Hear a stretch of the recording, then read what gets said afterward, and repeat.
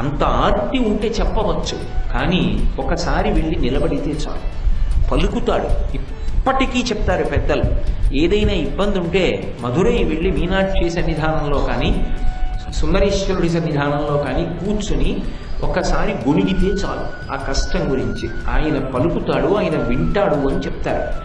అంత గొప్ప క్షేత్రం. నిజంగా ఆయన పలికినటువంటి దృష్టాంతాలు 1, 2 కవు. నిజంగా నేను మధురై వైభవం అని ఆ క్షేత్రంలో జరిగిన విశేషాలు ఒకటే చెప్తే ఈ వారం రోజులు దానికి సరిపోతుంది. అంత గొప్ప క్షేత్రం. ఇప్పటికీ తల్లి తిరుగుతూనే ఉంటుంది బాలారూపంగా. వచ్చిందే 3 ఏళ్ల పిల్లగా. ఒకప్పుడు ఆ దేవాలయంలో ఉండేటటువంటి ప్రధాన అర్చకుని యొక్క కుమార్తెల గుడిలోకి వచ్చింది. కులశేఖర పాండ్యన్ ఆసనం మీద కూర్చుని ఉన్నాడు. ఆలయంలోనే కుమార గురు అనబడేటటువంటి ఒక కవి తాను వ్రాసినటువంటి పుస్తకం సరస్వతి కోనేరులో పైకి తేలితే అందులో ఉన్నటువంటి కీర్తనలు పాడుతున్నాడు. ప్రధాన అర్చకుడి యొక్క కుమార్తె రూపంలో సభాప్రవేశం చేసిన పిల్ల తిన్నగా వెళ్ళి తండ్రి ఒళ్ళో కూర్చోకుండా కులశేఖర పాండ్యన్ ఒళ్ళోకి ఎక్కి కూర్చుంది. మహారాజు మధురై క్షేత్రంలో కానీ శ్రీశైలం భ్రమరాంబ దగ్గర కానీ బాల రూపంలో కనపడుతుంది అంటారు అమ్మవారు. అందుకని ఎత్తి తొడ మీద కూర్చోబెట్టుకున్నాడు. కూర్చోబెట్టుకున్న కాసేపటికి ఆ పాట పాడుతున్నటువంటి వ్యక్తి 2 ప్రత్యేకమైనటువంటి కీర్తనలు పాడాడు తన పుస్తకంలోంచి. అవి వింది శహభాష్ అని అవ్యక్త మధుర నాదం చేసి తాను ఏ ప్రభువు ఒళ్ళో కూర్చుందో ఆ కులశేఖర పాండ్యన్ యొక్క మెడలో ఉన్న హారాన్ని తీసి నడుస్తూ వెళ్ళి ఆ కుమారగురువు మెడలో అలంకారం చేసి అంతర్ధానమైపోయింది. ఇప్పటికీ మధురైలో జరిగినటువంటి లీలలు, మధురైలో జరిగినటువంటి వృత్తాంతాలు ఎన్ని ఆ గోడల మీద చెక్కబడి ఉంటాయో. మధురై క్షేత్రానికి వెళ్ళి ఒక్కరోజు ఉండి వచ్చేశాను అని ఎవరైనా అంటే నాకు చాలా ఆశ్చర్యంగా ఉంటుంది, ఎలా రాగలిగారు. ఎందుచేత అంటే అక్కడ చూడవలసినటువంటి విశేషాలు అన్నీ ఉన్నాయి. అసలు దేవాలయ ప్రవేశం చేసేటప్పుడు ఉండేటటువంటి నంది దగ్గర నుంచి ఎన్ని విశేషాలు, 2 కళ్ళు సరిపోవు. అసలు ఏమి శిల్పవైభవమో, ఏమి దేవాలయమో, ఏమి పరదేవతో, ఏమి శంకర వైభవమో. మహానుభావుడు అలా పలుకుతూ ఉంటాడు ఆర్తి పొందిన వాళ్ళకందరికీ. అటువంటి మీనాక్షి పరదేవత ఒకానొకప్పుడు సుబ్రహ్మణ్యుడు తనకి కుమారుడుగా వస్తే ఉగ్రపాండ్యన్కి పట్టాభిషేకం చేసి తాను ఏ రూపంతో వచ్చిందో అటువంటి రూపంతో మూర్తి ప్రవేశం చేసింది. అందుకే ఇప్పటికీ విగ్రహము అనరు, మీనాక్షి పరదేవత అని అంటారు. చిత్రం ఏంటంటే అమ్మవారు ద్విభుజి, 2 చేతులతోటే ఉంటుంది. మీరు చాలా జాగ్రత్తగా గమనించగలిగితే ఒక్క మధురైలో అమ్మవారి యొక్క చేతులు అందం, నిజానికి చాలా అందం. మీరు ఆ అందాన్ని పట్టుకునేటట్టు చూడగలగాలంతే. ఎందుకనంటే కుడి చేత్తో ఇలా పూలగుత్తి పట్టుకుంటుంది, ఎడం చెయ్యి చాలా చిత్రంగా చాపుతుంది, ఇలా లంబిత హస్తం ఓ పక్కకి ఎడం పక్కకి ఇలా ఉరిగి ఎడం చెయ్యి చాపుతుంది. అమ్మవారి యొక్క భుజం మీద ఒక చిలక వాలి ఉంటుంది. ఆ చిలక దేనికి సంకేతము అంటే ఎవరు నా క్షేత్రానికి వచ్చారో వారు నోరు విప్పి అడగవలసిన అవసరం లేదు. ఈ క్షేత్ర ప్రవేశం చేసిన వాళ్ళు, ఈ క్షేత్రంలోకి వచ్చినటువంటి వాళ్ళు 2 పొందుతారు. ఒకటి శాంతి.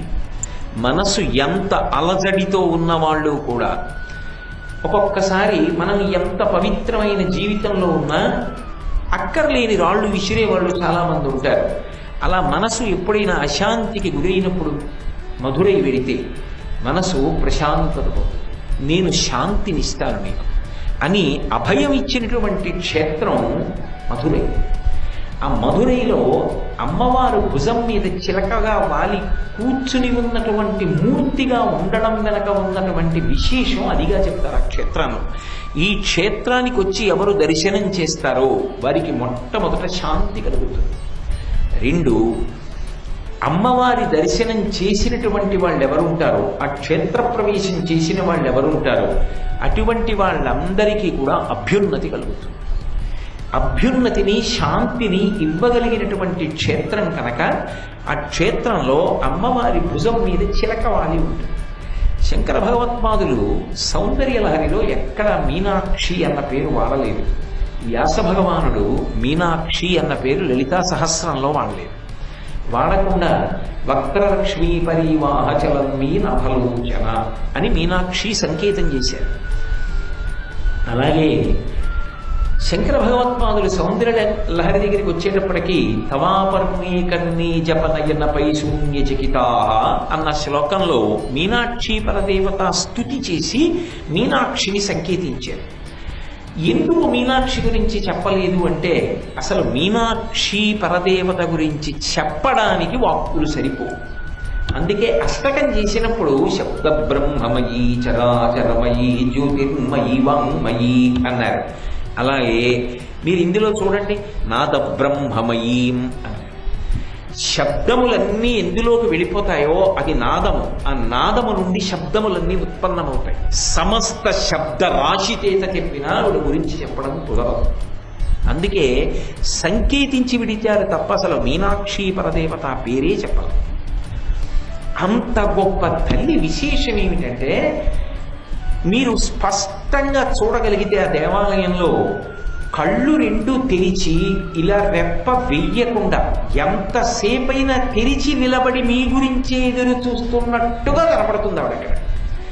అలా కనురెప్ప వేయకపోతే అది ఏ తత్వమునకు ప్రతీక అంటే ఆ బ్రహ్మకీట జనని, సమస్త బ్రహ్మాండములకు ఆమె జననీ స్వరూపం. ఆమె కనురెప్ప వేసిందనుకోండి బ్రహ్మాండములు లైవైపోతాయి. ఉన్మేష నిమిషోత్పన్న విపన్న భువనావళి. అందుకే కనురెప్ప వెయ్యకుండా నిలబడితే పరదేవతా స్వరూపం సమస్త బ్రహ్మాండముల యొక్క సృష్టికర్త, స్థితికర్త, ప్రళయకర్త అయినటువంటి పరబ్రహ్మస్వరూపంగా పరిపాలకురాలుగా ఏ తల్లి శ్రీమాత, శ్రీ మహారాజ్ఞి, శ్రీమత్ సింహాసనేశ్వరి అయి ఉంటుందో అటువంటి వైభవం కంటి చూపు యందు ప్రకాశింపచేసేటటువంటి తల్లి మీనాక్షి పరదేవత.